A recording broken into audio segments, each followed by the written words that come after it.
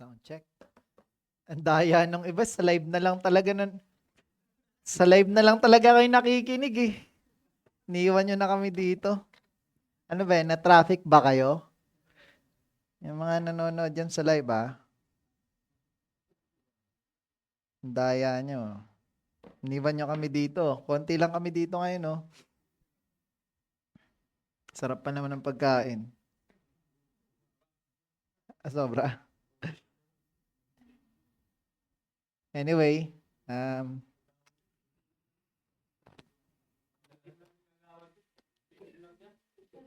sige, tayo magsimula para tayo matapos na.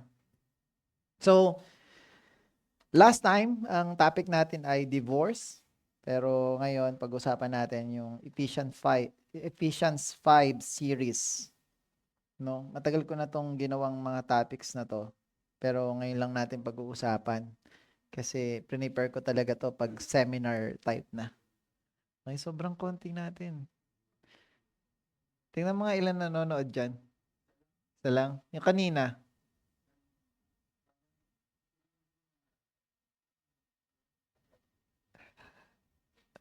Siyempre bago pa lang yung live mo. Kanina mukhang naka-live lahat eh.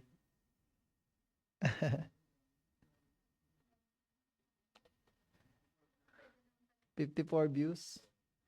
Sige. Anyway, okay lang po yan. Ang mahalaga, yung importante. Let's start. So, ang topic natin ay God's design for marriage.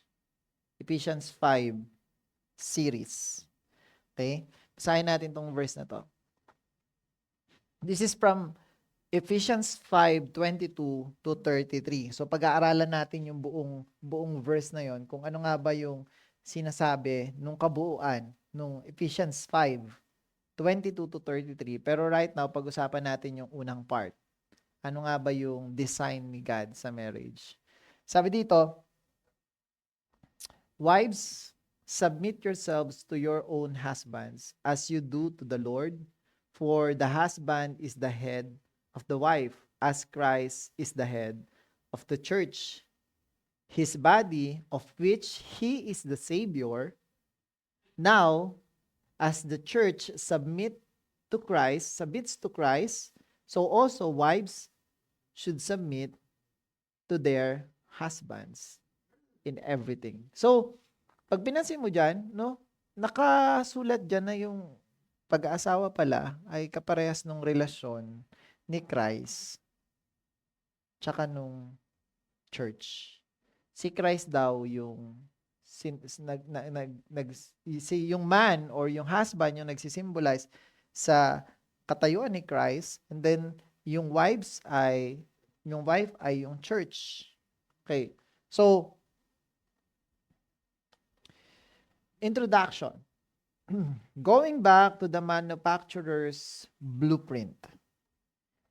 If you want to understand the purpose of a thing, never ask the thing. Ask the one who made it. So, kung meron man tayo tatanungin, kailangan ng tanungin natin si God. Kung siya kasi yung gumawa ng marriage, kaya tatanungin natin siya, ano nga ba yung marriage sa atin? Marriage didn't begin in the Philippines, neither America or any culture. It started in the mind of, kanino daw nagsimula? Kay God. So let's read this. Sabi dito, the Lord God said, it is not good for the man to be alone. Sino nagsabi? I will make helper suitable for him. Now the Lord God had formed out of the ground all wild animals and all the birds in the sky. He brought them to the man to see what he would name them. And whatever the man called each living creature, that was its name. Then, so the man gave names to all livestock, the birds in the sky, and all the wild animals, but for Adam, ano daw sabi ni Adam? No suitable helper was found. So nag-decide si Lord, sabi niya, hindi maganda para sa isang tao. Hindi diyan sinabing hindi malungkot o malungkot para sa isang tao, kundi hindi maganda. It is not good for a man to be alone. Kailangan niya ng helper. Pero dun sa mga hayop, wala siyang nakitang suitable. Ha? O baka unggoy yung napili, di ba? So ang kasama natin sana kung nag-decide si Adan na, "Hoy, suitable tong unggoy para sa akin." Yari tayo. So sabi ni Adam, wala. Kaya anong ginawa niya? So the Lord the Lord God caused the man to fall into deep sleep. Pinatulog siya. And while he was sleeping, he took one of the man's ribs and then closed up the place with flesh. Then the Lord God made a woman from the rib he had taken out of the man, and he brought her to the man. Same sa mga hayop, pinakita, di ba? Same yung procedure. The man said, "This is now bones of my bone of my bones and flesh of my flesh. She shall be called woman, for she was taken out of the man." Sino pa rin nagpangalan? Si Adan pa rin, si Adam pa rin. Okay, kapares ng ginawa niya sa hayop, pinapangalanan niya. Itong babae, pinangalanan niya rin. Pero sinabi niya, eto, buto to ng buto ko. Di ba? Flesh to ng flesh ko. Kaya tatawagin tong woman. Tapos, for this reason, sabi diyan, that is why a man leaves his father and mother and is united to his wife, and they become one flesh. So, ibig sabihin, kinasal na sila. Yan na yung kasal eh. Pero ang point, sino nag-isip? Si God. Siya yung nag-isip na bigyan ng suitable helper yung lalaki. Okay? So, to misuse marriage is to abuse it.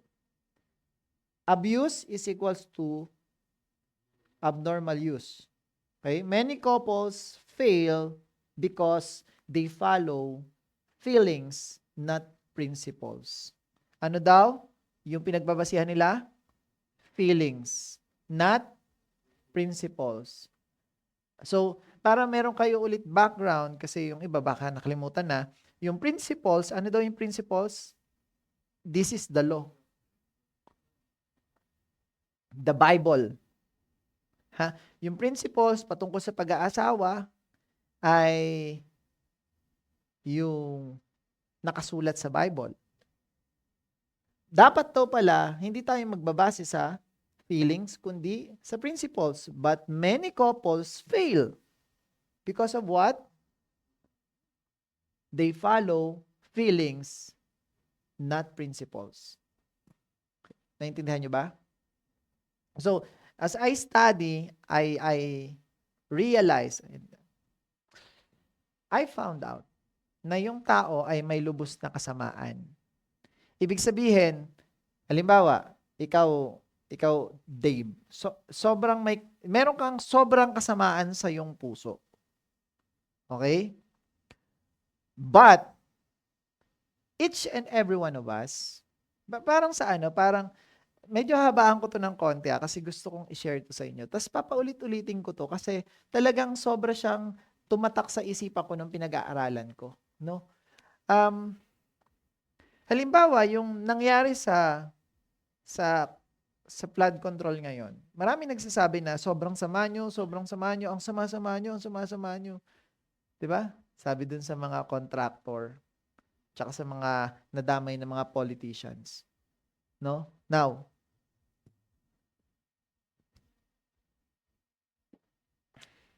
sabi ng asawa ko kanina, marami daw pumunta sa bahay ni Diskaya tapos pinagbabato yung kanilang bahay.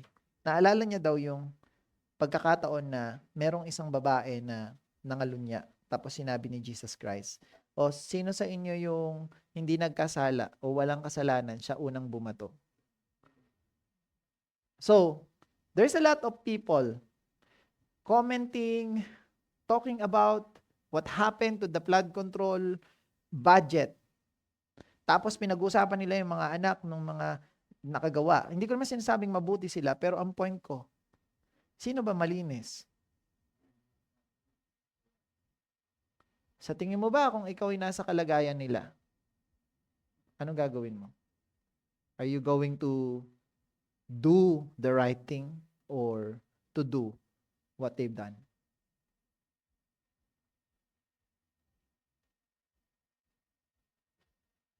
Sa tingin mo? Sa tingin ko, kung walang maayos na prinsipyo yung tao, lahat gagawin yung ginawa nila. So, para matapos na, ang pinopoint ko lang, it is the principles, prinsipyo sa buhay, kung bakit yung isang tao ay nakakagawa ng tama. But in reality, our heart is totally bad. We think of doing such things na mali kasi we are in a total depravity state. Kasi we are in a sinful nature. Gagawin mo din yung ginawa nila. Tama, mali. Lalo na pag maraming nagsasabi sa'yo na, ito yung sistema ngayon. Sumunod ka na lang sa sistema. Huwag ka mag-alala. Ito na yun. Tama to, hindi to mali. Kasi ito rin naman, ganito rin naman. Tapos yung, kaysa naman punta sa iba yung pondo, mas maganda nang sa'yo. Pag ganyan yung mga tinuturo sa'yo, at ganyan yung mga prinsipyo ng tao na nakapaligid sa'yo, most likely mahahawa ka. Ba't ko sinasabi to? Kasi principles is the only thing that controls your total depravity state. Para bang yan yung nagbibigay ng harang para hindi ka totally maging masama. Itong mga principles na to yung nagiging rason kung bakit nakakapag-decide ka ng tama. And if your principles are bad, unbiblical, gagawin mo kung ano yung mali. So, many couples fail because they follow feelings, the principle of the world, but not the principles of the Bible. So, you want to have successful relationship? Know the principles. Pag-aralan niyo yung Bible. Kung nahihirapan kayo, attend this kind of activities. Di ba? May nag-aaral para ituro na lang sa inyo, tapos iintindihin nyo na lang, i-cross reference nyo na lang, or alamin nyo na lang kung totoo ba yung sinasabi. Di ba? Babasahin nyo na lang sa Bible. So, para yung lubos na kasamaan nyo bilang mag-asawa, kasi parehas kayong bugok, di ba? Para maging fresh. Sorry. Nag-asawa, di ba? Parang ganun sa omelette. Yun yung sinasabi ko lagi eh. Sa omelette, pag hinaluan mo yung isang fresh na egg ng bugok na egg, kahit na anong gawin mo, lagi yan, pag niluto mo yan, lagi yung bugok. Ang state ninyo yung ngayon ay sinner. Though you are being redeemed, pero nandiyan pa rin kayo sa estado na total depravity. May lubos na kasamaan sa puso, but it so happened that the Lord redeemed you. The Lord God, or the Lord Jesus Christ enter your heart, the Word of God, and those words becomes your principle in life.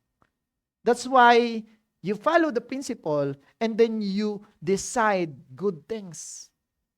Decide na gawin yung mga tama kasi na-redeem na tayo ni Jesus Christ. Sa madaling salita, pag hindi mo pa rin sinunod, kahit na sabihin natin, tinanggap mo si Jesus Christ, pero you keep on ignoring the principles, gagawin mo pa rin yung ginawa ng mga contractor. So these principles, na inaaral natin, ay magbibigay sa iyo ng fence para gawin mo yung tama para sa asawa mo. Gawin mo yung tama para sa asawa mo. Nakakatamad minsan yung kailangan mo pang magsabi, I love you, parang lagi naman namin sinasabi. Sinasabi natin dito na kahit na ayaw mo nang sabihing I love you, mag-I love you ka pa rin. Kahit na nakakainis na siya, mag-I love you ka pa rin. That's the principle of the Bible. Love without condition, love without reason. The moment na siya ay hindi ka mahal-mahal, yun yung pagkakataon na dapat mong iparamdam na mahal mo siya. Yun yung principle. Kaya magagawa mo ng tama. So, hindi mo magagawa yung mali, kundi ang magagawa mo ay yung tama because of the principles. Yan yung nagpe-fence sa atin, naglalagay ng bakod para yung lubos na kasamaan natin na hindi natin ma-apply sa buhay natin. Ang ma-apply natin ay yung mga principles na napag-aaralan at nababago natin. Naintindihan? Now, let's continue. Point number 1. The principle of divine order. Ephesians 5:22. Sabi dito. Sorry. Yan. Wives, submit yourselves to your own husband as you do to the Lord. Kailangan daw mag-submit. Submission is not oppression. Hindi ka ino-oppress. It is alignment with God's order. Okay? Para sa mga babae ito ha? Sino dito mga babae? Taas kamay. Yung kayang amining babae siya. Kasi yung iba, babae tsura, pero lalaki pag nag-decide. Ayaw i-apply yung submission Di ba?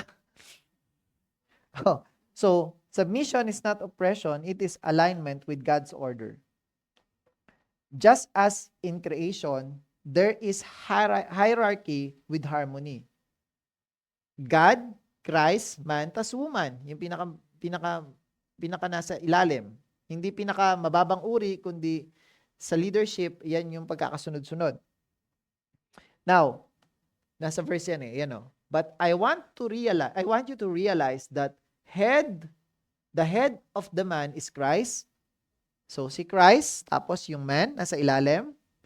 And the head of the woman is man. So, si lalaki, nasa ilalim niya yung babae, sa leadership, sa hierarchy. And the head of Christ is God. Kaya, kung babasahin niyo yung Bible, si Jesus Christ ay sumunod kay God the Father.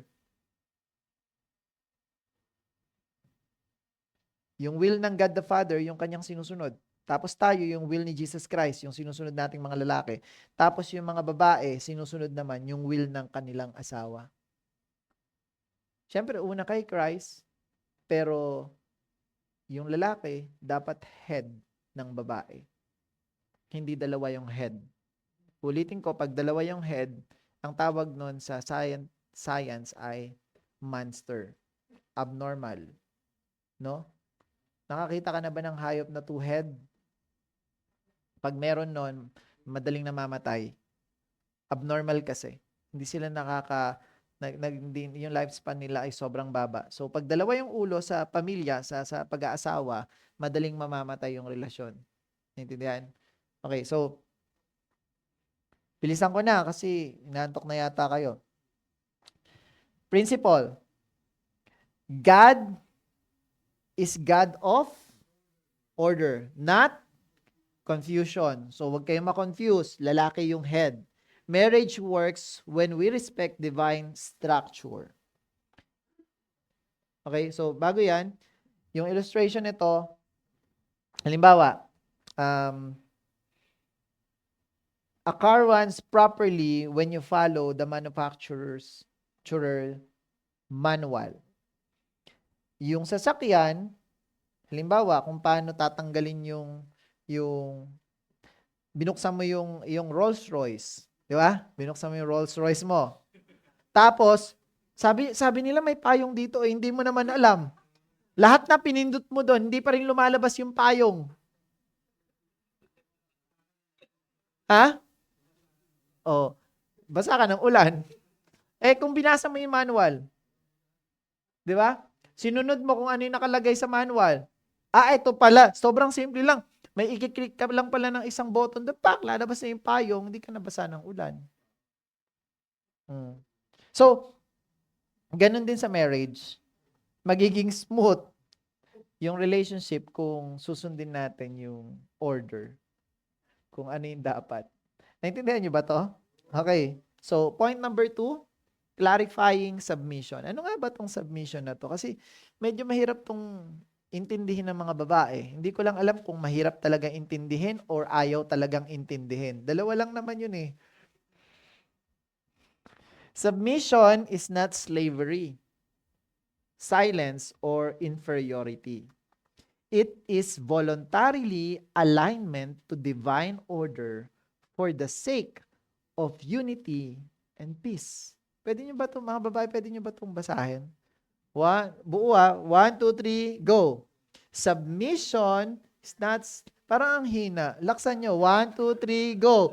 Submission is not slavery, silence, or inferiority. It is alignment to divine order for the sake of unity and peace. At least kahit paano nabasa nyo man lang.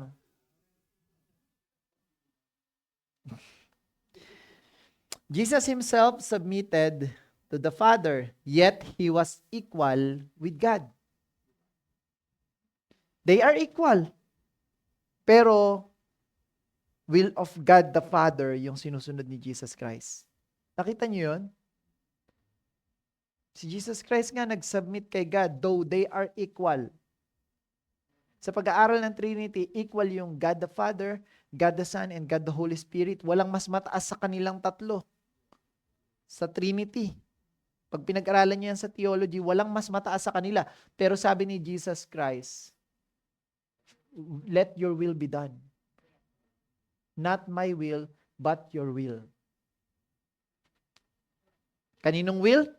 Will ni God the Father, hindi will ni Jesus.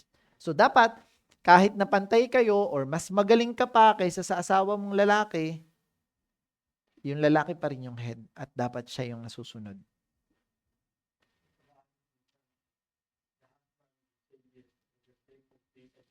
Baligtad no?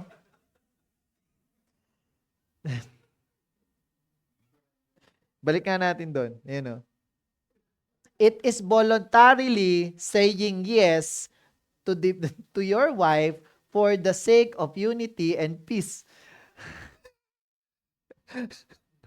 So, babae na susunod. Patay tayo dyan. Philippians 2, 5-8. Sabi dito, in your relationship with one another, have the same mindset as Christ Jesus. Dapat daw parehas kayo ng mindset ni Jesus Christ. Ano daw sabi? Who being in very nature God, siya daw ay Diyos, did not consider equality with God something to be used to his own advantage. Hindi na niya daw tinake advantage na siya rin daw ay parehas na Diyos. Siya ay nagpakumbaba. Sana all. Rather, he made himself nothing by taking the very nature of a servant, being made in human likeness, and being found in appearance as a man, he humbled himself by becoming obedient to death, even death on a cross. Sino may gusto na siya ay ipako sa cross? Sabi niya, ito ang kagustuhan ng Ama.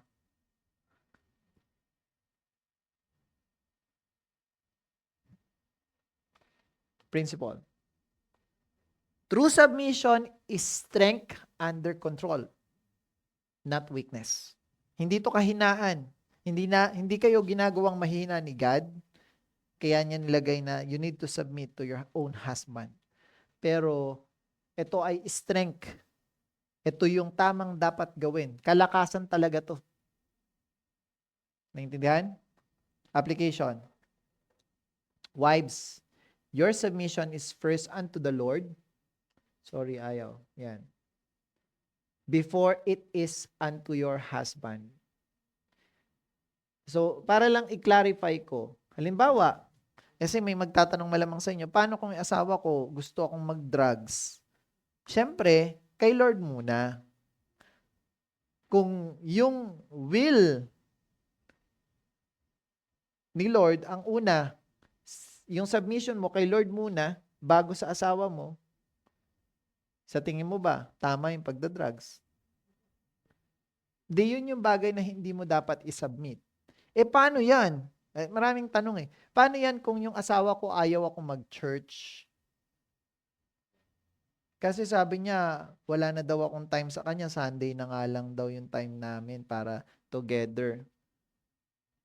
Sino pipiliin ko? Yung church or si husband? What do you think? Church? Si Lord ba yung church? Medyo mahirap, di ba? Nandun si Lord sa church eh. So, malilimit lang pala si Lord sa church. Ang turo ni Lord, submit to your husband.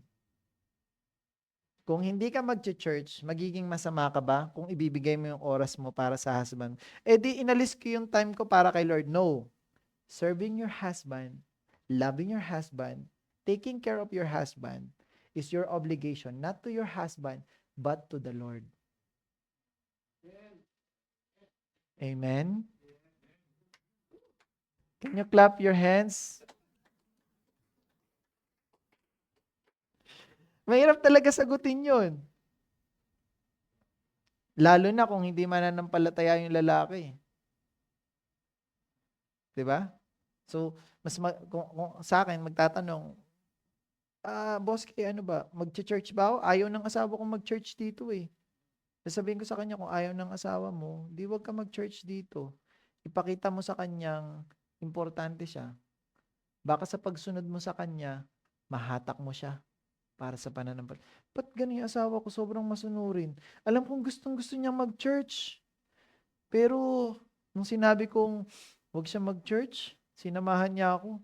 Ano kayang meron doon? Di ba?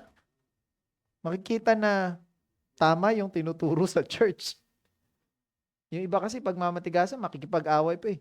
Mas mahalaga yung pag-church ko kaysa sa'yo. Patay. Una si Lord. Pangalawa, si husband. Pangatlo, yung mga anak mo. Pang-apat, yung ibang mga activities mo, yung trabaho mo, yung pag-church mo. Kasi hindi naman si church yung Lord eh.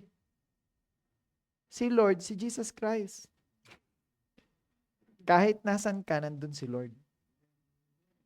So kung hindi ka mag-church, you worship the Lord. Kasama yung asawa mo. O sige, I'll stay with you. It's for the Lord. Naintindihan niyo ba ako? So, kung sakali lang naman pinagbabawalan kayo, mga babae. Pero kung wala namang ganong senaryo, hindi nyo na kailangang pag-isipan. Just in case lang, may humingi sa inyo ng payo. Sundin mo yung asawa mo. Pero kung sasabihin ng asawa mo na huwag ka mag-church, mag-drugs tayo, yun yung mali. 'Di ba? Yun yung mali. Yun yung wag na sundin. Pero yung wag ka mag-church, samahan mo ko. Bigyan mo kami ng time ng mga anak natin kasi ito na nga lang, busy yung mga anak natin sa school, busy tayo sa pagtatrabaho, tapos pag Sunday, wala ka pa dito. Ayaw nga namin sumama sa church nyo eh. 'Di ba? Naintindihan nyo ba ako? Nagigets nyo ba kung paano tinitimbang yon? Yung pag-church mo naman kasi, hindi naman si Lord yung pag-church mo. Activity lang yon for the Lord. Pero mas importante yung activity na gagawin mo para sa asawa mo. Kasi it's also for the Lord. Loving your husband, submitting to your husband, is worshiping Him. Naintindihan niyo ba to? Naintindihan niyo ba ako, mga babae? Pero again, your submission is to the Lord. Pag sinabi ng asawa ninyo na lalaki, maging contractor tayo ng DPWH para makakurakot tayo.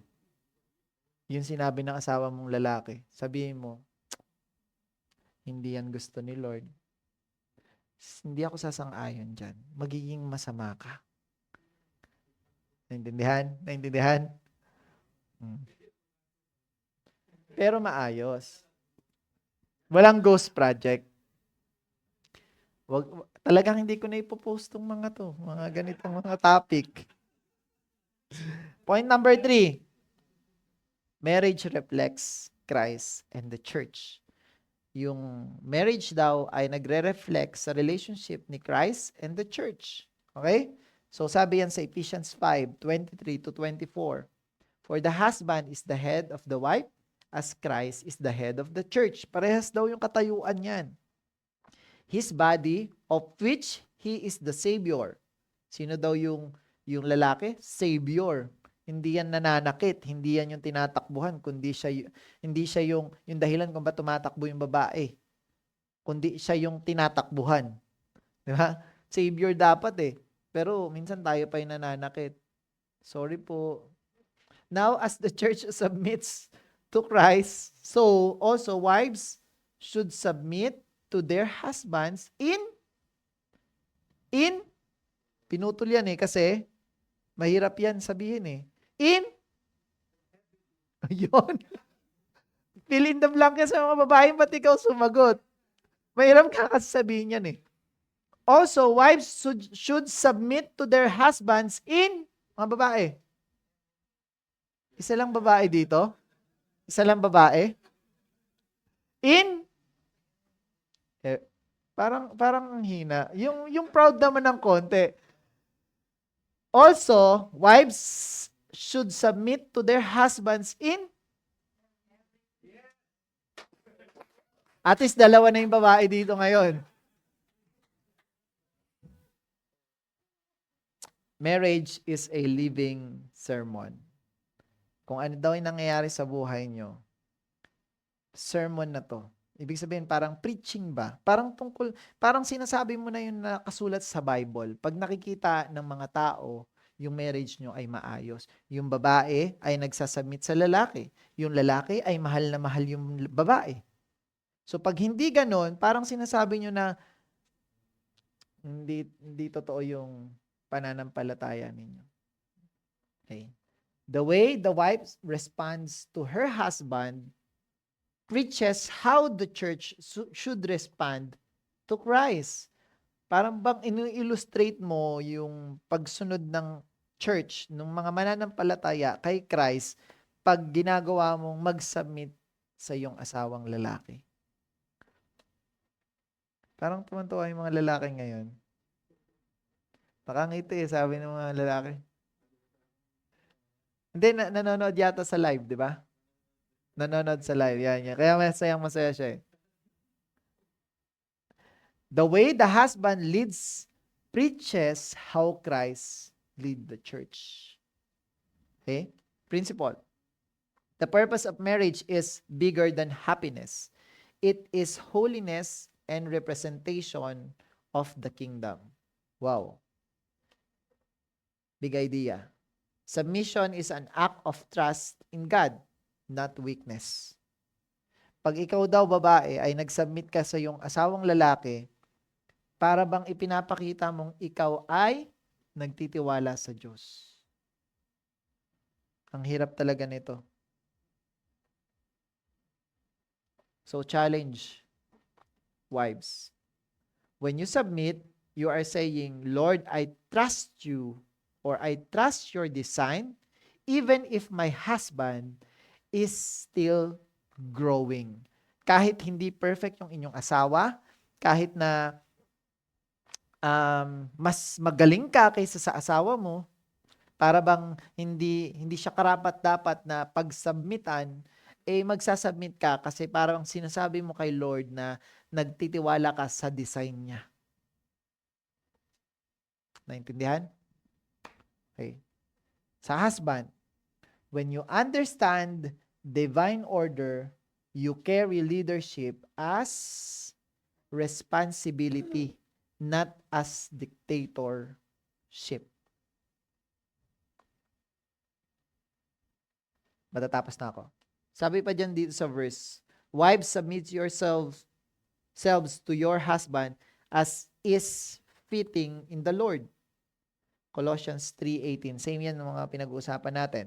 Conclusion. Where purpose is not known, abuse is inevitable. Kung hindi natin alam purpose ng marriage, talagang maa-abuse natin to. Inevitable, ibig sabihin hindi mo mapipigilan. Okay? Submission is not about culture. It's about kingdom order. If we align with God's blueprint, marriage will stop being battlegrounds and become garden of purpose, order, and peace. Ulitin mo nga, basahin mo nga yan. Marriage will stop being hindi yan battlegrounds. Pag naintindihan nyo daw yung alignment na gusto ng Diyos, yung blueprint, itong pinag-uusapan nating Ephesians 5:22 to 24 hanggang 23. Pag binasa mo yan, pag naintindihan mo yan, yung marriage nyo daw, hindi na yan magiging battleground na kung saan ay laging may gera. Ano na mangyayari dyan? Magiging garden na daw yan ng purpose, order, and peace. Medyo nakakaantok yung gabi ngayon, no? Wala masyado kasing nagre-react eh. Hindi ko alam bakit pag ganito ang usapan, tahimik. Yung mga lalaki nakaganon lang, tapos parang ayan, ayan, ayan. Gumagano eh. Yung mga babae naman, ang itsura nila parang, hindi totoo. Ayaw pakinggan. Bala kayo dyan. Pangit ang ganyang topic. Joke lang. Call to order or call to action. Last. Mga babae, mga asawang babae, pray. Lord, help me to submit as unto you. Kung paano daw ako nagsasubmit sa iyo, Lord, kung paano ako nagsasubmit sa iyo, Lord, ganun din ako mag-submit sa aking asawa. Husband, pray. Lord, help me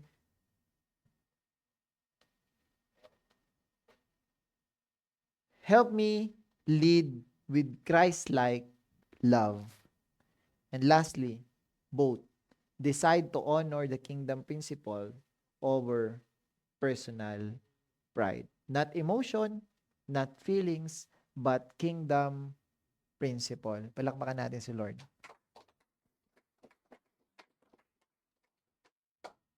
I hope you learn. May tanong ba kayo?